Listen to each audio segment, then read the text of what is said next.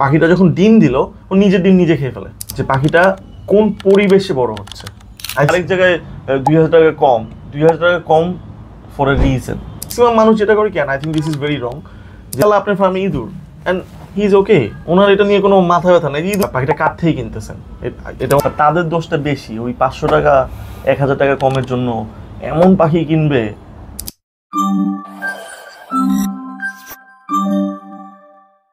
আসসালামু আলাইকুম everyone, welcome back again guys. আজকের ভিডিও একটু বেশি স্পেশাল বিকজ আজকে দেখতে পাচ্ছেন আমরা কোথায় আসছি, লাইক গেস। তো আজকে আমরা আসছি হলো সানশাইন এভিয়ারির কাছে।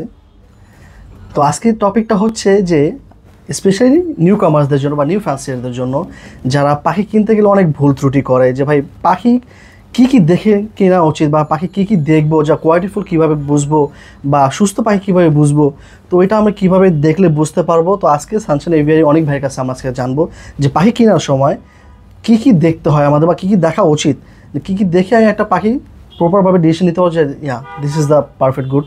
হ্যাঁ, তো firstly thank you so much আমার বাসায় আসার জন্য, thank you so much, and video করার জন্য খুবই ভালো লাগছে।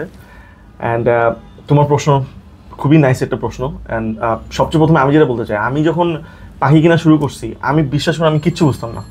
আমি উল্টাপাল্টা পাখি নিয়ে আসছি, উল্টাপাল্টা মানুষের থেকে কিনেছি। আর তখন এখন যখন তুমি ভিডিও করতেছো, রানা ভাই ভিডিও করতেছে, আমি ভিডিও করতেছি, মানুষ অনেক ইনফরমেশন দেখতে পারে। বাট আমার মনে আছে আমি যখন 2.5 বছর আগে পাখি কিনা শুরু করছি, আমি তেমন কোনো ভিডিও আসলে দেখি না। ইউটিউবে বাজারের ভিডিও দেখতাম, টুকিটাকি 1-2 মানুষ ছিল, বাট এত informative video I don't know ছিল নাকি, তুমি দেখছো নাকি? না, আমি বাংলাদেশে কোনো আর কোনো ভিডিও আমি দেখিনি। হ্যাঁ, আমিও দেখি নাই। সো আমি আসলে নিজে বুঝতাম না। এখন আমার ওরকম যে এক্সপিরিয়েন্স, ওরকম না যে আমি 10-20 বছর ধরে পাখি পালি, বাট আমার যতটুক অভিজ্ঞতা হয়েছে গত 2.5-3 বছরের পাখি কেনা, যে কী কী দেখে পাখি কেনা উচিত। ফার্স্ট অফ অল আমি যেটা মনে করি, আই ডোন্ট নো তুমি আমার কথার সাথে এগ্রি করবে নাকি, যে পাখিটা কোন পরিবেশে বড় হচ্ছে। আই থিঙ্ক এটা খুবই ইম্পর্টেন্ট। এটা মোস্ট ইম্পর্টেন্ট, তাই না? একটা পরিষ্কার পরিচ্ছন্ন, ওনার ফার্মটা কেমন, উনি কতটুকু টেক কেয়ার করতেছে, এটা একটা জিনিস।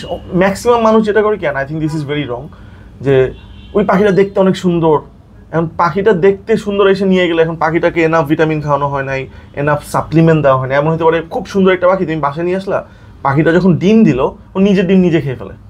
এটা আমি আমার এক্সপিরিয়েন্স থেকে বলতেছি। কারণ ওই মানুষটা ওই পাখিটাকে এনাফ, যখন পাখিটা ছোট ছিল, ওর বাপ মা যখন ডিমে ছিল, বাপ মা যখন বাচ্চাকে খাওয়াইছে, এনাফ সাপ্লিমেন্ট দেয় নাই, এনাফ ক্যালসিয়াম দেয় নাই। সো ইটস লাইক মানুষের মতো, যদি একটা প্রেগনেন্ট পার্সন যদি ভালো খাবার না খায়, বাচ্চার উপরে কিন্তু এটা এফেক্ট করে, রাইট? সো পাখির ক্ষেত্রেও আই থিঙ্ক যে তুমি যা থেকে পাখি কিনতেছো সে পাখিকে কি খাবার খাওয়াচ্ছে। সো তুমি একটা বলো, তোমার কি মনে হয়, তোমার এক্সপিরিয়েন্সের কাজে আর কি দেখা উচিত? না, আমি মনে করি আপনারা যখন পাখি কিনবেন মাস্ট ভিজিট দ্য এভিয়ারি। এভিয়ারিটা আগে ভিজিট করেন যে এভিয়ারিটা কেমন দেখতে। আপনার একটা পাখি পালেন ভাই শখে, আপনি যদি শখের জিনিস যদি সৌন্দর্য করে না রাখেন তাহলে তো কোনো মানে হয় না। আমি এমনও দেখছি অনেকজন ঘরের ভিতরেও পাখি পালে, হ্যাঁ, বারান্দায় এমনভাবে পাখি পালে যে বারান্দা ঢোকার মতো পরিবেশ থাকে না বা অনেক নোংরা টাইপের থাকে। তো একটা পাখি ভাই একটা শখের জিনিস, দেখতে সুন্দর জিনিস, এটা যদি আপনি প্রপার মেনটেন্যান্স না করেন বা এটা সুন্দর যদি আপনি ফোটা না তোলেন, এটা কেয়ারিং যদি ভাবে না করেন, তাহলে তো ভাই এক্সট্রা আসার কোনো মানে হয় না। তাই মনে করি একটা পাখি কেনার আগে তার এভিয়ারি ভিজিট করা উচিত, পাখি A to Z জানা উচিত, পাখি পেডিগ্রি জানা উচিত। এটা আমার অপিনিয়ন ভাই, আমি মনে করি। আমি বিলিভ অর নট, আমি নাম বলবো না, আমি এখানে বাসায় গেছিলাম একদিন, ইঁদুর ফার্মের মধ্যে, ইঁদুর দিয়ে ভরা। আমি ওনাকে বলতেছি আল্লাহ আপনার ফার্মে ইঁদুর, অ্যান্ড হি ইজ ওকে, ওনার এটা নিয়ে কোনো মাথা ব্যথা নেই। ইঁদুর আছে তো ইঁদুর আছে, ইঁদুর তো থাকবে। সে ইঁদুরের ব্রিডিং করাচ্ছে, আই ডোন্ট নো উনি ইঁদুরের ব্রিডিং করাচ্ছে নাকি, বা কেউ যদি ইঁদুরের ব্রিডিং করায় প্লিজ কমেন্টে জানান যে কেমন ব্রিডিং হয়। সো এই জিনিসটা এইটা। আরেকটা জিনিস আমি যেটা বলবো যে পাখিটা যখন তুমি কিনবা, তুমি যেটা বললা যে এভরিডে ভিজিট করা, এটা আমি বুঝি যে অনেকের পক্ষে এই জিনিসটা সম্ভব হয় না, কারণ আমরা অনেক দূর দূরান্ত থেকে পাখি কিনি। আমি যখন পাখি কিনছি অনেক দূর দূরান্ত থেকে আমিও দেখছি, বা পাখি ডেলিভারিতে, এটা আসলে তখন তুমি পার্সনটাকে একটা নাইস ভিডিও দিতে বলবা ফিল্টার ছাড়া, যেন পাখিটা তুমি ভালোভাবে দেখতে পারো। প্যারেন্টস আছে, ব্লাড লাইন অলসো দেখা উচিত, এটা প্যারেন্টসটা কিরকম। বাট এইখানে আমি একটা জিনিস বলবো যে অনেক সময় আমার এক্সপিরিয়েন্স থেকে যে দেখা যাচ্ছে প্যারেন্টস খুবই ভালো, খুবই ক্লিয়ার প্যারেন্টস, কিন্তু এর থেকে খারাপ বাচ্চা হয় না। হ্যাঁ, অবভিয়াসলি। আবার দেখা যাচ্ছে খারাপ প্যারেন্টস থেকেও কিন্তু ভালো বাচ্চা। হ্যাঁ, এই জিনিসটা দেখা উচিত। আপনি তো অফকোর্স আরেকটা জিনিস দেখা হচ্ছে যে পাখিটা আপনি না পরিবেশটা আমি বললামই, সরি পরিবেশটা বললামই যে পাখিটা কাঠ থেকে কিনতেছেন, এটাও আই থিঙ্ক বলা হয়েছে, এটা বলে কাঠ থেকে পাখিটা কিনতেছেন, যে ওই পার্সনটাকে কি আপনি ট্রাস্ট করতে পারতেছেন নাকি, যে আমি অমুক একটা পার্সন থেকে কিনতেছি, যে আমি ওই পার্সনটাকে ট্রাস্ট করতে পারি, যে সে যেই ইনফরমেশনগুলো দিতেছে যে এইটার প্যারেন্টস এইটার বয়স এই ইনফরমেশনগুলো কি অ্যাকুরেট নাকি। এরকম অনেক আছে যারা অনেক রং ইনফরমেশন দেয়, পাখির বয়স 2 বছর বলবে 6 মাস, বা পাখির বয়স 4 মাস বলবে 8 মাস, মানে পাখি তাড়াতাড়ি সেল হয় বা উনি যে রিকোয়ার থাকে কাস্টমারের, অনেকজনের কাস্টমার রিকোয়ার অনুযায়ী আগে বলে যে ভাই আপনার কি মিউটেশন বা কি পাখি দরকার বা কি এজের দরকার। হ্যাঁ, এখন আপনি তো জানেন না তার ফার্মে কি কি পাখি আছে, কোন বয়সে পাখি আছে। তো অনেক ব্রিডার আছে যে আগে জিজ্ঞাসা করে আপনি কি কি পাখি দরকার বা কেমন টাইপের পাখি দরকার, কি মিউটেশনের দরকার বা কত বয়সের দরকার, তখন সে তার মতো করে একটা বানায় সেল করার জন্য অনেকজন সেল করে থাকে এভাবে। এভাবে আমিও ভুগছি একবার। হ্যাঁ, এভাবে তুমি বলছো, বাট এখানে আমি একটা জিনিস বলবো যে তুমি জিজ্ঞাসা করো আগে, আপনারা আগে জিজ্ঞাসা করেন যে আপনার পাখির এজ কত, তোমারটা আপনাদেরটা, সরি বারবার তুমি বলছে আপনাদেরটা, আপনারা বলবেন না যে আমার 4 মাসের পাখি দরকার। হ্যাঁ রাইট, তাইলে একটা কিন্তু ওয়ে, খুবই একটা নাইস একটা ওয়ে, যে তার পাখিটা বয়স কত, তার পাখিটার প্যারেন্টস কি, এক্সেট্রা এক্সেট্রা। আর তোমার আর কি মনে হয় যে আর কি কি ইম্পর্টেন্ট জিনিস দেখা উচিত পাখি? আমি যারা ফার্ম ভিজিট করবে এটা তাদের জন্য স্পেশালি, হ্যাঁ অনেকজন ভিজিট করা পসিবল হয় না, বাট আমি তাদের যে বলতেছি যারা এভিয়ারি ভিজিট করবে তারা পাখিটা কি কি দেখতে, এবং একটা পাখি যখন সে হাতে নেবে সে তখন অনেক কিছু বুঝতে পারছে পাখিটা সুস্থ কিনা, হেলদি কিনা, বা ওর কোনো সমস্যা আছে কিনা। যেমন কিছু পাখি আছে যে পাখির 4 নখ নাই, 4 নখ নাই, তারপর বুক শুকায় গেছে, কিন্তু ওদের ফেদার কারণে বোঝা যায় না। এখানে আমি একটা জিনিস বলতে চাই, কারণ ভিডিওটা যেমন বলছি নতুনরাই কিন্তু বেশি পাখি কিনে, যারা এক্সপিরিয়েন্স আমরা খুব কম, একটা পাখি খুব লাগলে হয়তো কিনি। এই নতুন মানুষটা কিভাবে বুঝবে যে পাখিটা বুক শুকায় গেছে? কারণ আমি যখন নতুন ছিলাম আমার কিন্তু আসলে পাখি, আমি এখনো অনেক সময় পাখি ধরি না, ভয় লাগে, কামড়টা আমার সেই ব্যথা লাগে, ধরতে হয়, পাখি তো ধরতে হয়। সো এইটা নতুন, তুমি কিভাবে এটাকে তাদেরকে বুঝাবা যে পাখিটা বুক শুকায় গেছে, বা এই পাখিটা কোয়ালিটি ভালো না, এই পাখিটা কোনো সমস্যা আছে? এটা ভাইয়া আমি যেভাবে চেক করি আমার পাখি, হ্যাঁ পাখিটা ধরার পর বুকটা হাতে সুন্দর করে ধরলে বোঝা যায় যে পাখি একটা হেলদি পাখি দেখলে বা ধরলেই বোঝা যায় আসলে হেলদি, এটা জাম্বো সাইজ, হ্যাঁ ওর কোয়ালিটি ভালো। একটা আছে যে মনে লাগে খায় না, কতদিন শুকিয়ে গেছে, হাড্ডি বের হয়ে যাচ্ছে, এটা ধরলে অনেকটা ইজিলি বোঝা যায়। তাই আমি মনে করি যে আপনার যখন আর ফেদারটা খুলে চেক করবেন যে মাইস আছে কিনা। মাইসের অনেক প্রবলেম থাকে, প্রবলেমের কারণে অনেক বড় একটা ইস্যু হয়। মাইস যদি একটা পাখিতে থাকে তো আদার্স পাখিতেও ছড়ায় যায়। তো মাইসটাও চেক করে নেবেন প্রপারলি। মাইস কিন্তু ওইভাবে দেখা যায় না, মানে একদম ছোট ছোট উকুনের মতো থাকে, তো ওইটাও প্রপারলি দেখে নেবেন। মানে ফেদারটা ভালো দেখবেন যে ফেদার কাটা ছেড়ে আছে কিনা, বা আদার্স কোনো প্রবলেম আছে কিনা। তো এটা আমি মনে করি যে একটা নিউ ফ্যান্সাতে পাখির দেখে শুনে নেওয়া উচিত। এখন তুমি কি বলো ভাইয়া? হ্যাঁ অফকোর্স এই জিনিসগুলো, বাট ওই যে তুমি মাইটসের কথা বলো, again back to the point 1, যে ফার্ম যদি পরিষ্কার পরিচ্ছন্ন থাকে মাইটস হওয়ার সম্ভাবনা কিন্তু থাকবে না। মাইট সাইজ তখনই হবে যখন ফার্ম পরিষ্কার পরিচ্ছন্ন না। আরেকটা জিনিস আমি বলবো যে আমাদের ইন্ডিয়ান পাখি নিয়ে অনেক কন্ট্রোভার্সি আছে, আমি ওই দিকে যেতে যাচ্ছি না। এমন একটা মানুষের থেকে পাখি কেনা উচিত যে এখন তেমন পাখি কিনে না, তাইলে তার ফার্মে একটু রোগ টোগ কম থাকবে, বিকজ সে বাইরের পাখি কালেক্ট করতেছে না, তার অলরেডি এনাফ পাখি আছে। এটা একটা নাইস জিনিস না? কারণ যারা বেশি পাখি কালেক্ট করে সবসময় তাদের কিন্তু এই প্রবলেমগুলো, ফার্মের ভাইরাসটা বেশি হবে, সেই প্রবলেম অনেক বেশি হবে। সো এটাও একটা দেখার জিনিস আমার মতে। হ্যাঁ এটা খুব গুড একটা পয়েন্ট বলছে, কারণ অনেকজন আছে যে জাস্ট ট্রেডিং যেটাকে বলি, হ্যাঁ পাখি কেনা বেচা করে, তো আমি মনে করি অমন কারোর থেকে পাখি না নেওয়াটাই উত্তম। এখন সেই ক্ষেত্রে আমি মনে করি যে একজন প্রপার ট্রাস্টেবল ব্রিডার থেকে পাখি নেওয়া সবচেয়ে বেস্ট।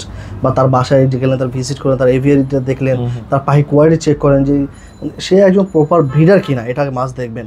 কারণ অনেকজন আছে ট্রেনিং করে বেশিরভাগ, হ্যাঁ যে পাখি আমরা যেমন হাটের কথা বলি, অনেকজন আছে হাটের থেকে একটা পাখি সেল করে আগে জায়গায় সেল করে ফেলে, এইভাবে না। আপনি যদি একটা ভালো কোয়ালিটির পাখি চান, আমি মনে করি একজন ট্রাস্টেড ব্রিডার থেকে পাখি নেওয়াটা বেস্ট।